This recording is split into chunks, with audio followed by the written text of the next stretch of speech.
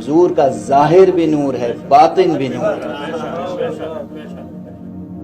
اب وہ ہمارے یہاں کچھ مولوی پیدا ہو گئے ہیں، وہ مجھ سے بحث کریں، آپ نے کیسے کہہ دیا نور ہیں؟ وہ تو خاکی ہیں، وہ تو بشر ہیں، وہ تو ہمارے جیسے انسان ہیں۔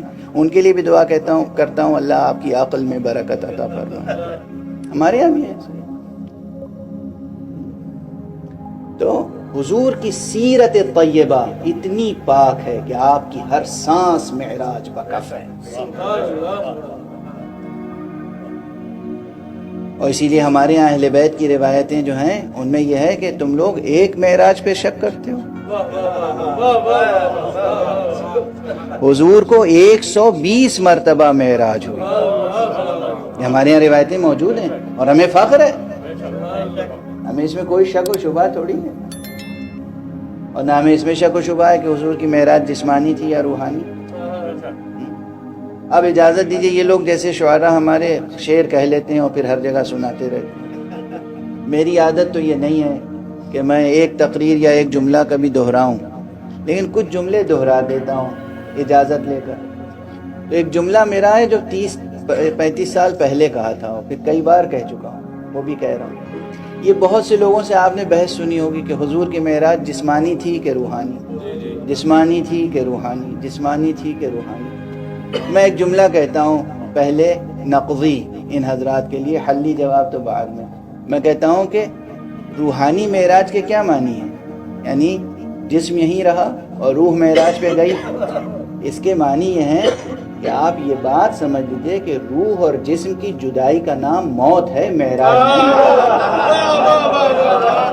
روح اور جسم کی جدائی کا نام موت ہے، معراج نہیں ہے۔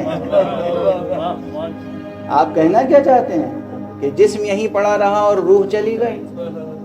نہیں، معراج کے معنی یہی ہیں کہ روح اتنی قوی ہو، روح کا اتنا اقتدار قائم ہو جسم پر کہ جہاں تک روح کی پرواز ہو جسم ساتھ ساتھ لے کر، اور صرف جسم ہی نہیں، دوش پر ردا ہو تو وہ بھی ساتھ ساتھ جائے، قدموں میں نعلین ہو تو وہ بھی ساتھ۔ حضور آپ کی ذات گرامی ہی کا خمیر بلندی سے اٹھا ہے، وہ تو بلند ہیں۔ اب یہ جملہ میرا نہیں ہے، میں نے اپنے کسی بزرگ سے سنا ہے، لیکن دہرانے کا دل چاہ رہا ہے کہ انہوں نے کسی کو جواب دیا تھا ایسے ہی کہ آپ کو ان کے وہاں جانے پہ تعجب ہے، یہ تو وہیں کے تھے، ہمیں تو ان کے وہاں سے یہاں آنے پہ تعجب۔ جو نوری ہو، جو عرشی ہو، جو ملکوتی ہو، وہ جو لطیف وجود ہو، وہ ہم جیسے گناہگار خاکی بندوں کے ہدایت کے لیے اس خاکنائے دہر میں خاک سارانہ ظہور اختیار کر لے، یہ سب سے بڑی قربانی ہے۔ اور اسی لیے میں نے کبھی عرض کیا تھا، میر انیس علیہ الرحمہ کی زمین میں ان کا ایک بہت مشہور سلام ہے میر انیس کا کہ صدا ہے فکر ترقی بلند بینوں کو، ہم آسمان سے لائے ہیں ان زمینوں کو۔ تو میں نے اسی زمین میں سلام کہا تھا، اس کا مطلب یہ تھا کہ زمین پر بھیج کے حق نے فلک نشینوں کو،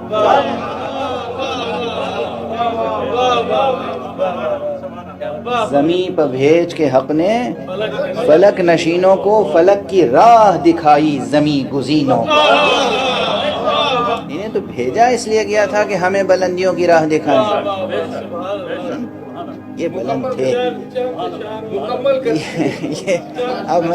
اب وقت نہیں ہے، ایک صلوات پڑھ دیجئے محمد۔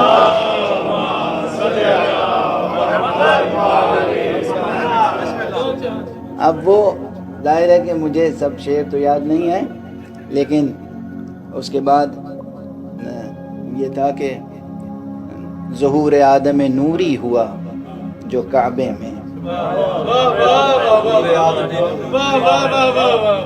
وہ آدم خاکی تھے، یہ آدم نوری، وہ آدم خاکی تھے، یہ آدم ظہور آدم نوری ہوا جو کعبے میں، سفیر نور نے روشن کیا زمین،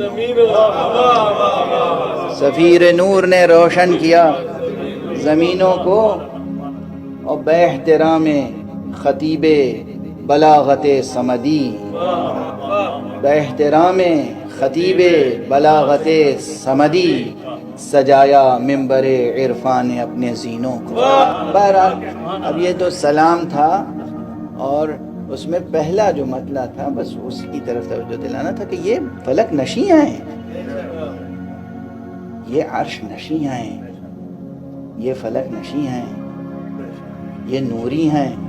حق سبحانہ و تعالیٰ نے انہیں یہاں بھیجا ہماری اور آپ کی ہدایت کے لیے کہ آسمانوں کا راستہ دکھا سکے۔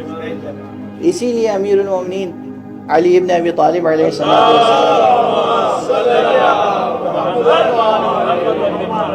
نے کیا ارشاد فرمایا کہ پوچھ لو مجھ سے، پوچھ لو، میں آسمانوں کے راستے زمینوں کے راستوں سے زیادہ جانتا ہوں۔ تو یہ تو وہیں کے تھے، ہر شخص کو اپنے گلی محلے زیادہ یاد رہتے ہیں، اپنے شہر کے راستے زیادہ یاد رہتے ہیں، یوں ہی سمجھ لیجیے اسے۔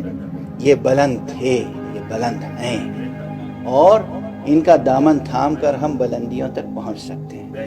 اس لیے ان کا تذکرہ ہمیشہ کیجیے، خلوص سے کیجیے، محبت سے کیجیے، عبادت سمجھ کے کیجیے، فریضہ سمجھ کے کیجیے، اور یہ سمجھ کے کیجیے کہ جب آپ ذکر مصطفیٰ کرتے ہیں تو اللہ بھی اس ذکر میں شریک ہوتا ہے۔ پروردگار آپ سب کی زندگیوں میں نورانیت بھر دے، خوب ترقیاں عطا فرمائے۔